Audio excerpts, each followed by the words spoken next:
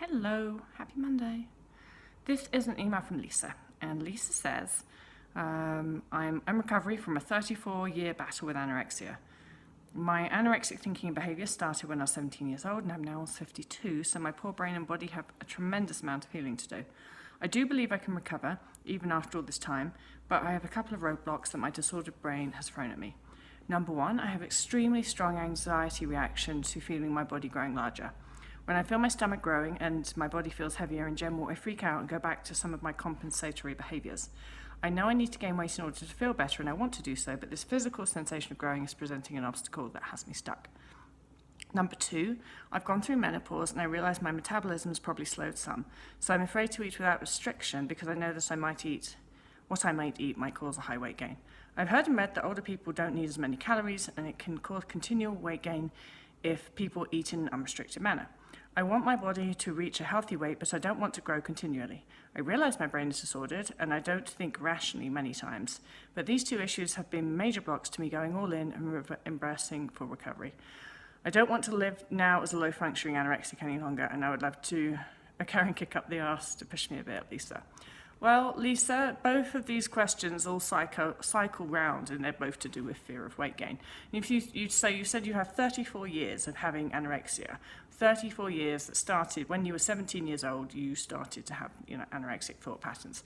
So if you think about it from your brain's point of view, that's 34 years of being trained that gaining weight would be a bad thing.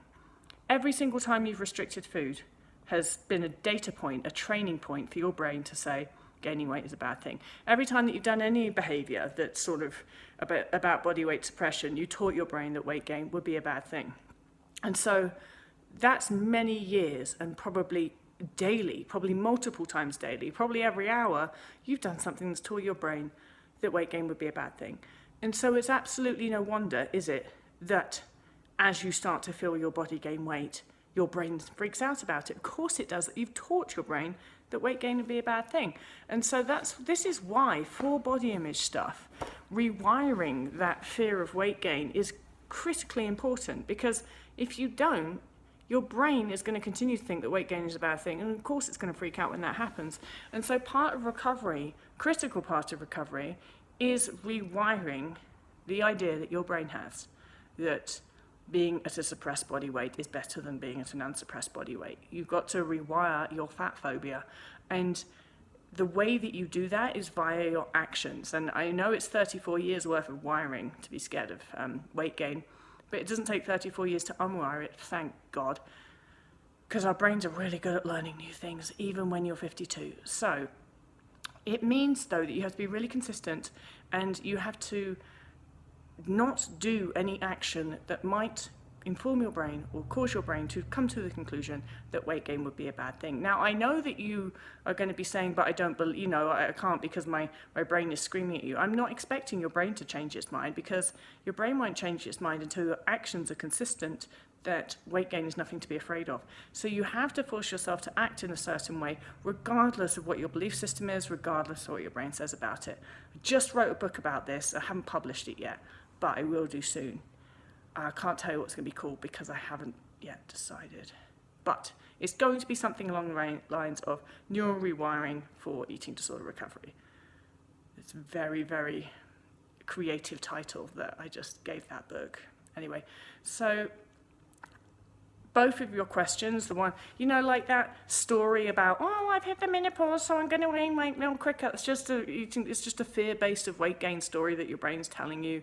It's the same as the story that just about every person in recovery's brain tells them, it's everybody else can eat unrestricted, but I'm going to be a bazillion pounds if I eat without restriction. It's just fear-based stories that you're going to have to get used to being there and ignore them anyway, and do recovery anyway. And always come back to this question. So let's say even if it is true, which it's not, by the way, that if you've had your menopause, you shouldn't eat without restriction. But say even if it is true that once you've been through the menopause, you require fewer calories than anybody else. And so even if that were true, what is your option then? Restrict? Because it's basically, you're either restricting or you're not restricting. And if you're restricting, you can't recover from restrictive eating disorder. So whenever your brain starts to throw questions like that up, it's like, well, am I going to do recovery or not?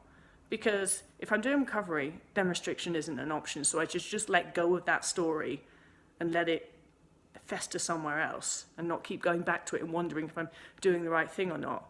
Because you're either in recovery or you're not. And if you're in recovery, then you can't restrict, no matter what all the stories tell you. And so I think just every time you start to get into stories in your head, just go back to, well, am I in recovery or not? Am I restricting or not? Yes or no? No, good. Then get on with recovery and don't let the stories bug you. All right, hope that helps. Lisa, you're probably months further forward since you sent me that email. So if you do listen to this, then do comment and let us know how you got on. Thanks. Bye.